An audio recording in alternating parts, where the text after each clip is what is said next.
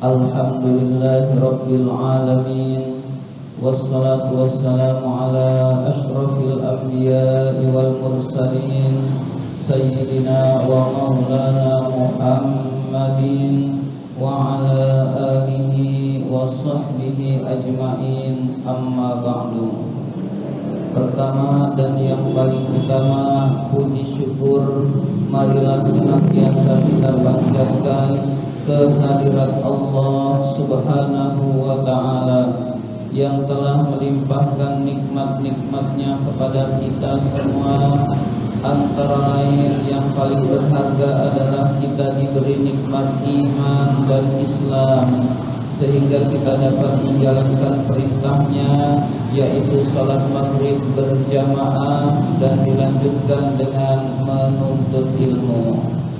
Salawat dan salam semoga Allah limpahkan pada junjungan kita baginda Nabi besar Muhammad sallallahu alaihi wasallam beserta para keluarganya, para sahabatnya, dan kepada kita sebagai pengikut ajarannya.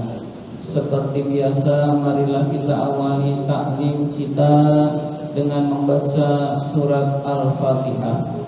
Ila hadratin Nabi Mustafa Rasulullah sallallahu alaihi wasallam wa ila mu'allif hadal kitab Asy-Syaikh Al-Imam Barakatul Anam Abdullah Ba'lawi Al-Haddad rahimahullah, nafa'anallahu bihi wa bi 'ulumihi fid dharain amin. Al-Fatihah. A'udzu billahi minasy syaithanir rajim. Bismillahirrahmanirrahim. Alhamdulillahi Rabbil Alamin. Ar-Rahmanir Rahim. Maliki yaumiddin. Iyyaka na'budu wa iyyaka nasta'in. Ihdinas siratal mustaqim. Siratal ladzina an'amta 'alaihim ghairil maghdubi 'alaihim waladdallin. Amin. Marilah kita lanjutkan taklim kita, pembahasan kitab An-Nasaihud Diniyah ini. Sekarang halaman 38.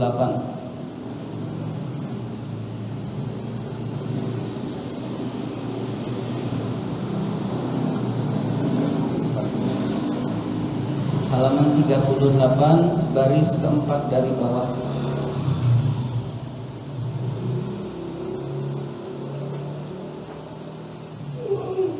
Bismillahirrahmanirrahim. Fa innallaha ta'ala, sesungguhnya Allah Subhanahu wa ta'ala, innama khotaba, hanya mengajak bicara, ahlal qulubi, orang-orang yang memiliki hati. Jadi Allah Subhanahu wa ta'ala menganggap seseorang itu adalah hatinya. Orang yang hatinya baik maka dianggap baik oleh Allah. Orang yang hatinya kotor, meskipun pakaiannya bagus, dianggap kotor orang tersebut oleh Allah Subhanahu wa ta'ala. Orang yang hatinya mati, dia dianggap mati oleh Allah Subhanahu wa ta'ala. Seperti bangkai berjalan di permukaan bumi ini. Orang yang hatinya hidup, itulah orang-orang yang dekat dengan Allah Subhanahu wa ta'ala. Berarti kita hendaklah hati kita ini hidup. Contohnya adalah ikan, hadirin sekalian. Ikan itu kalau di dalam laut, hadirin sekalian, meskipun air laut itu asin, ikan tidak akan ikut asin, karena ikan itu hidup, hadirin sekalian. Tapi kalau ikan sudah mati, dikasih garam, maka dagingnya asin. Orang yang hatinya hidup, dia akan tetap mendapat cahaya oleh Allah Subhanahu wa ta'ala, sehingga meskipun lingkungannya kotor, dia tidak ikut kotor, hadirin sekalian. Maka kita perlu menghidupkan hati, yaitu dengan cara banyak zikrullah, banyak banyak berzikir, mengingat Allah Subhanahu wa taala, dan banyak membaca Al-Quran sambil merenungkan kandungan Al-Quran. Insya Allah orang yang banyak berzikir kepada Allah dan orang yang banyak merenungkan kandungan Al-Quran, baca Quran pelan-perlahan lalu terjemahnya kita baca, itu akan menenangkan hati kita. Orang yang menghidupkan selalu hatinya, dia tidak akan terpengaruh oleh hal-hal yang negatif yang ada di sekelilingnya. Hadirin sekalian, seperti ikan itu hidup di air laut yang asin, tidak ikut asin. Tapi kalau sudah mati, maka ikan tersebut dikasih garam sedikit, dia sudah jadi ikan asin. Hadirin sekalian, jadi Allah Subhanahu wa taala memandang seseorang itu hatinya. Hadirin sekalian, wa zakarahum, Allah Subhanahu wa taala menjelaskan mereka. Faqala ta'ala, Allah Subhanahu wa taala berfirman, inna fi zalika la zikra liman kana lahu qalbun. Sesungguhnya di dalam yang demikian itu terdapat peringatan bagi orang-orang yang memiliki hati, bagi orang yang hatinya berfungsi. Maksudnya zalika adalah yang demikian itu adalah, maksudnya adalah peristiwa-peristiwa yang terjadi di alam dunia ini. Jadi peristiwa-peristiwa yang terjadi di alam dunia ini akan menjadi peringatan. Tapi nggak semua orang, hadirin sekalian. Bagi orang yang memiliki hati, bagi orang yang hatinya masih berfungsi, hadirin sekalian, makin dekat kepada Allah, peristiwa-peristiwa yang terjadi di alam ini makin dirinya lebih mendekatkan diri kepada Allah Subhanahu wa taala. Au al-qasam'a, atau mempergunakan pendengarannya. Jadi orang yang mempunyai hati dan orang yang mempergunakan pendengarannya. Wa huwa syahid, dan Allah Maha menyaksikan. Allah Maha menyaksikan tingkah laku hamba-hambanya. Jadi kita ini 24 jam diperhatikan oleh Allah Subhanahu wa taala. Kita bayangkan kita menjadi orang yang diperhatikan 24 jam, hadirin sekalian. Kalau kita merasa seperti itu insya Allah tingkah laku kita baik, hadirin sekalian. Karena Allah wa huwa syahid, Maha menyaksikan. Allah itu, hadirin sekalian, melihat semut hitam yang ada di batu hitam, di dalam batu hitam, di kegelapan malam. Allah tahu semut itu sedang berbuat apa, hadirin sekalian. Apalagi kita manusia, hadirin sekalian, lebih mudah lagi dilihat oleh Allah Subhanahu wa taala. Kalau kita disaksikan, kita insya Allah tingkah laku hidup di dunia ini baik, hadirin sekalian.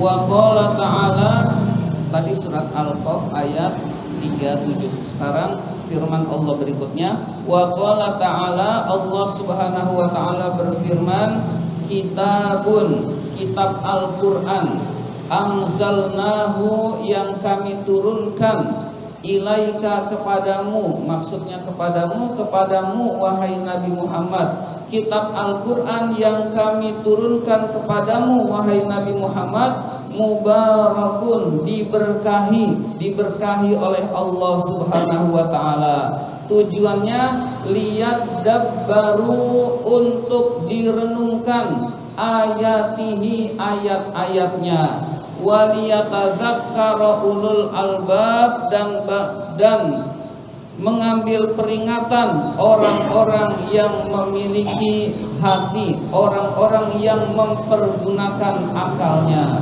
Jadi Al-Quranul Karim diturunkan oleh Allah Subhanahu wa taala, di samping kita baca, hadirin sekalian, untuk direnungkan kandungan-kandungannya, hadirin sekalian. Marilah kita mendekatkan diri kepada Allah. Mendekatkan diri kepada Allah di antaranya adalah dengan cara merenungkan kandungan Al-Quran. Kita punya waktu 24 jam. 24 jam itu sangat banyak hadirin sekalian. Masa enggak sempat dari 24 jadi 1 jam kita ambil buat merenungkan kandungan Al-Quran. Kalau kita anggap Quran penting hadirin sekalian, pasti bisa kita meluangkan waktu untuk Al-Quran. Untuk Al-Quran maksudnya adalah kita membaca sambil merenungkan hadirin sekalian. Yang sangat mudah hadirin sekalian itu ba'da maghrib. Kalau kita mau hadirin sekalian, kalau kita nggak mau ya milih nonton TV, acaranya bagus-bagus hadirin sekalian. Tapi kalau kita mau, insya Allah maghrib sampai isya, dari ibadah bertemu ibadah, kita isi dengan ibadah hadirin sekalian. Nah, ibadah yang utama yang sangat penting adalah merenungkan Al-Quran hadirin sekalian. Al-Quran itu menurut Imam Ghazali diibaratkan seperti lautan. Seperti lautan hadirin sekalian. Orang yang berada di pantai merasa nikmat dengan lautan itu karena pemandangannya, pemandangan pantai yang begitu indah hadirin sekalian. Orang yang di pantai nggak tahu kalau dia menyelam ternyata jauh lebih indah daripada pemandangan pantai hadirin sekalian. Kalau dia menyelam lebih dalam lagi, dia akan menemukan hal-hal yang menakjubkan yang membuat dirinya bahagia, yaitu terumbu karang yang indah, ikan-ikan kecil yang sangat banyak dan lain sebagainya, keindahan-keindahan lautan hadirin sekalian. Nah, begitu juga Imam Ghazali mengumpamakan seperti Al-Quran. Orang yang baca Qurannya indah, baca Qurannya bagus, dia menikmati hadirin sekalian, menikmati bacaan Al-Quran yang paling indah. Tapi kalau dia mau merenungkan, ternyata jauh lebih menyenangkan sambil merenungkan Al-Quran hadirin sekalian. Kalau merenungkannya lebih dalam lagi, disertai ilmu-ilmu yang menyebabkan dia bisa, misalkan ilmu nahwu shorof, dia mengkaji Al-Quran, ternyata dia menemukan kenikmatan di dalam Al-Quran hadirin sekalian.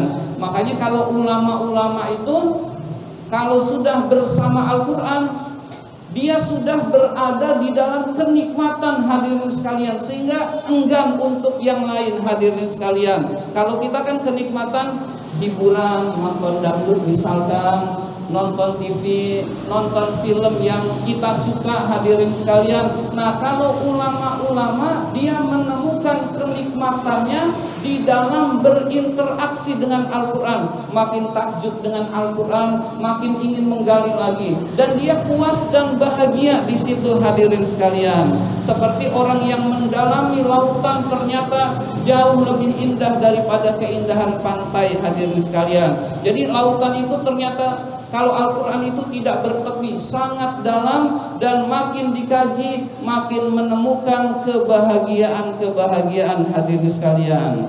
Nah, tahapan kita rajin baca aja dulu hadirin sekalian. Kita senang baca Quran, kemudian renungkan terjemahnya. Senang baca Quran, renungkan terjemahnya. Udah insya Allah itu sudah menyelamatkan kita hadirin sekalian.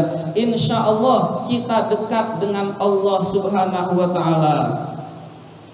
Man aroda, dalam hadis, man aroda ayyatakallama rabbahu falyaqra'il Qur'an. Jika ingin berdialog dengan Tuhannya, maka bacalah Al-Quran. Jadi kalau kita baca Quran seolah-olah kita sedang bicara dengan Allah, seolah-olah Allah menyuruh kepada kita, hendaklah begini, iya ya Allah, hendaklah begini, iya ya Allah. Nah, kurang lebih seperti itu. Itu terasa nikmat hadirin sekalian, terasa dekat dengan Allah, dekat zat yang maha segala-galanya. Kalau zat yang maha segala-galanya sudah dekat hadirin sekalian, itu urusan-urusan mudah hadirin sekalian. Urusan-urusan dunia insya Allah mudah. Urusan-urusan kita yang kita katakan membuat pusing, insya Allah mudah kalau kita dekat dengan Allah. Nah, dekat dengan Allah diantaranya kita merenungkan Al-Quranul Karim. Wa fi ghairi maudhi'in, dan di dalam tempat lain, minal kitabi, di dalam kitab Al-Quran Al-Azizi yang mulia, Allah berfirman, wa ma yazakkaru illa ulul albab, tidaklah mengambil pelajaran kecuali ulul albab. Ulul albab itu orang-orang yang menggunakan akalnya. Semua diberi akal, ada yang dipergunakan, ada yang tidak. Nah, ulul albab itu orang yang menggunakan akalnya untuk berpikir, menyebabkan dirinya dekat dengan Allah. Itu namanya ulul albab.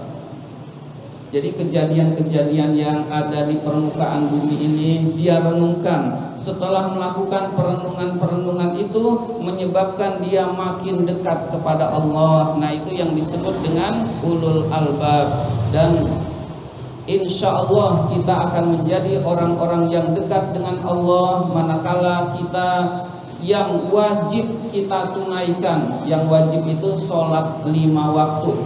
Sholat 5 waktu itu nggak boleh ditawar-tawar, harus kita lakukan hadirin sekalian. Dalam kondisi apapun hadirin sekalian harus dilakukan hadirin sekalian. Jangankan kita sehat, kita sakit pun ada cara untuk sakit. Cara sholat untuk orang sakit, saking pentingnya sholat hadirin sekalian.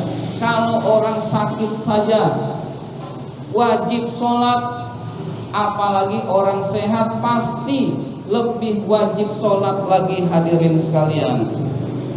Berarti saking pentingnya sholat hadirin sekalian. Berdiri, enggak bisa berdiri, boleh duduk, yang penting wajib sholat. Duduk enggak bisa, bisa berbaring, wajib sholat dalam keadaan berbaring hadirin sekalian. Itu kondisi lagi sakit, kecuali lagi hilang akalnya, boleh nggak sholat pas pada saat akalnya nggak ada hadirin sekalian. Ketika sadar dia wajib sholat dalam kondisi apapun hadirin sekalian.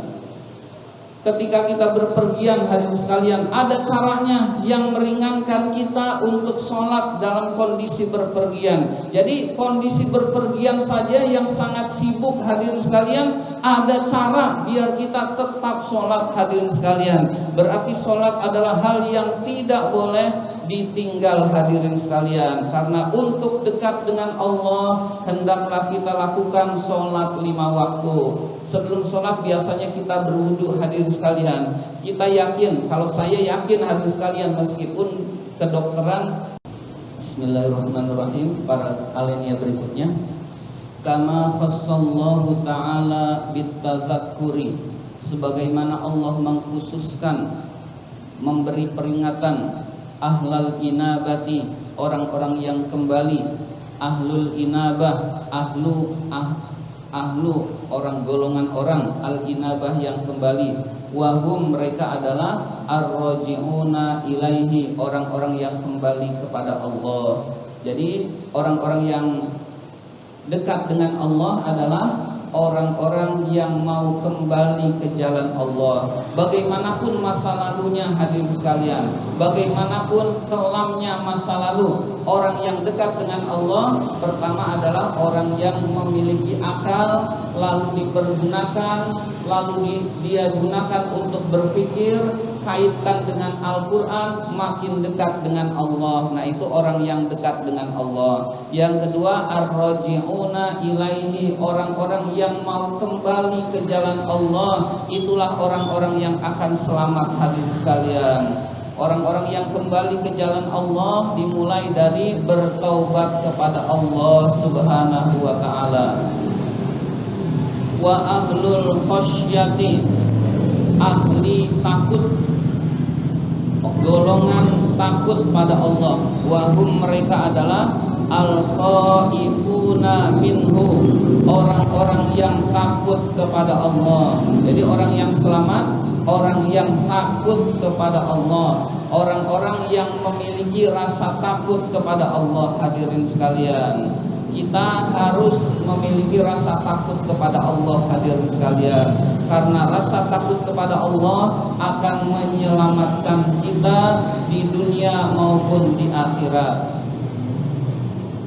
Kadang-kadang manusia lebih takut dari makhluk Allah daripada takut kepada Allah. Kita takut kepada air, takut rumahnya banjir atau air bah, kita takut. Kita takut kepada api, takut kebakaran, hadirin sekalian. Kita takut kepada virus corona, hadirin sekalian, takut tertular lalu kita meninggal dunia. Nah, takut-takut kepada itu, kepada makhluk itu hal-hal yang boleh-boleh saja, selama tidak melebihi rasa takut kita kepada Allah Subhanahu wa Ta'ala. Yang harus paling kita takuti adalah Allah Subhanahu wa Ta'ala. Karena kalau Allah sudah memerintahkan, hadirin sekalian, akan terjadi. Yang tidak Allah kehendaki tidak terjadi, hadirin sekalian. Wahai air, tenggelamkan satu wilayah, Allah tenggelamkan, hadirin sekalian, dengan air. Kalau Allah tidak kehendaki, tidak terjadi, hadirin sekalian. Wahai api, bakar itu suatu kota. Kebakaran, hadirin sekalian, kalau tidak dikehendaki oleh Allah, tidak terjadi, hadirin sekalian. Begitu juga virus dan lain sebagainya. Jadi kalau orang mau merenungkan, hadirin sekalian, ternyata yang harus dan lebih kita takutkan adalah Allah Subhanahu wa Ta'ala sebagai pencipta segala sesuatu, hadirin sekalian. Air kalau nggak diperintahkan banjir oleh Allah, nggak banjir, hadirin sekalian. Kalau sebab itu beraneka ragam, tapi sebab yang paling utama adalah dikehendaki oleh Allah Subhanahu wa Ta'ala. Kalau Allah kehendaki selamat, maka orang itu akan selamat. Kalau Allah kehendaki seseorang atau satu wilayah itu celaka, hadirin sekalian, pasti celaka. Maka yang harus paling kita takutkan adalah takut kepada Allah Subhanahu wa Ta'ala. Nah, bukti takut kepada Allah itu takut meninggalkan sholat, takut meninggalkan puasa Ramadan, takut meninggalkan perintah-perintah wajib dari Allah. Itu namanya takut kepada Allah. Takut kepada Allah juga ada buktinya, yaitu buktinya adalah takut melaksanakan yang dilarang oleh Allah Subhanahu wa Ta'ala. Takut mabuk-mabukan bukan karena takut ditangkap polisi lalu masuk penjara, bukan, tapi takut ini larangan Allah, saya tidak berani. Takut berzina, takut melakukan hal-hal yang dilarang oleh Allah Subhanahu wa Ta'ala.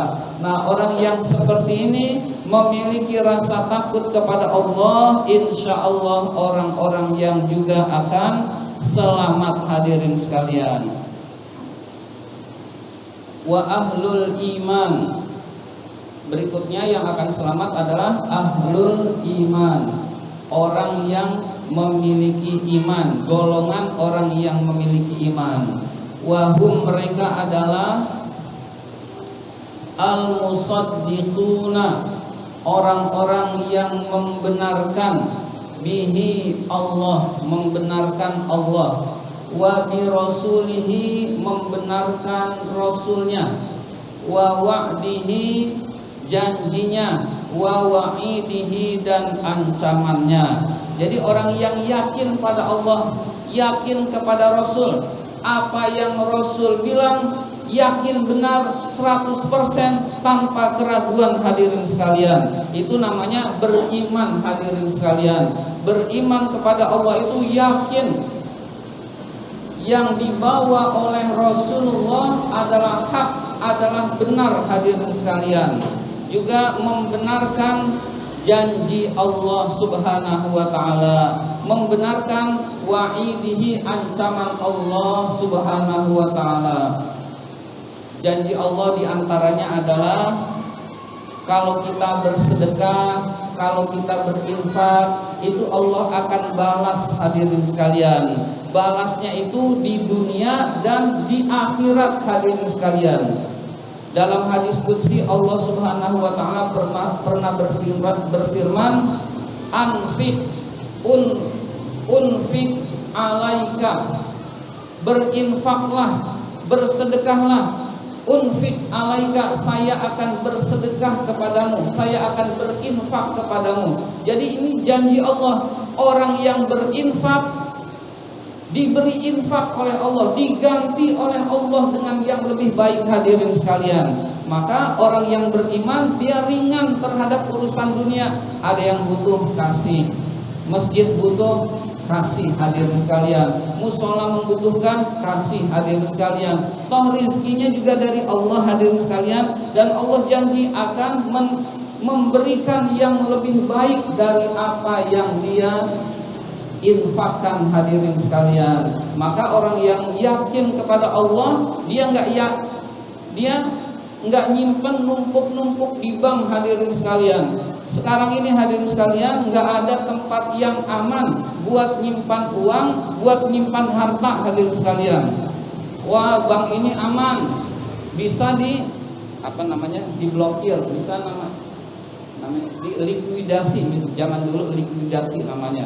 Jadi bank ini aman, nggak taunya bisa diblokir rekening kita hadirin sekalian. Wah, nyimpan di brankas aman, rumahnya bisa kebakaran hadirin sekalian. Wah, nyimpan di sini aman, bisa kebanjiran. Wah, di sini aman, kita kena sakit ngeluarin duit yang sangat banyak hadirin sekalian.